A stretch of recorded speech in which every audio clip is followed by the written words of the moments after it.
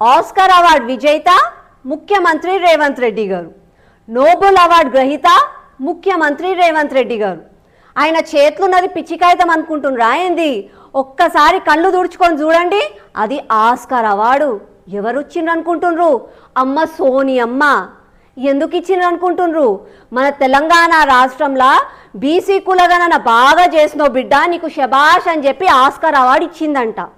మన తెలంగాణ రాష్ట్రంలో రాబోయే మన లోకల్ బాడీ ఎలక్షన్లలో 42% మన బీసీ బిడ్డలకు రిజర్వేషన్ ఇవ్వాలని చెప్పి ముఖ్యమంత్రి రేవంత్ రెడ్డి అంటుడు. నిజంగా కూడా ఇవ్వాలి, మన బీసీ బిడ్డలకు న్యాయం జరగాలి. కానీ మళ్ళా ఈ 42% కులగణ బీసీ జనాభాల ముస్లింలను ఎందుకు కలిపినరు?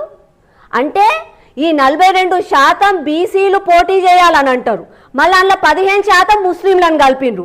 అంటే మళ్ళీ ఏమయ్యాయి? మళ్ళీ బీసీలకు అన్యాయం అయింది కదా. అంటే మన బీసీ బిడ్డలకు మళ్ళీ అన్యాయం చేసిండు రేవంత్ రెడ్డి. మళ్ళీ ఒక దిక్కు 15% జనాభా ఉన్నది, ఎవరు? అగ్రకులాల జనాభా మన తెలంగాణ రాష్ట్రంలో. మళ్ళీ 15% అగ్రకులాల జనాభా ఉన్న తెలంగాణ రాష్ట్రానికి 46% మంత్రి పదవి ఎందుకు ఇచ్చిందంట రేవంత్ రెడ్డి?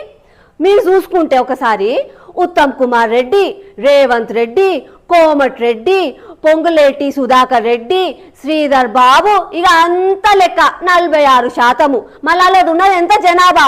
15%. మనదేమో 42% బీసీ మనది. మళ్ళీ మనకేంది? ఏమీ లే.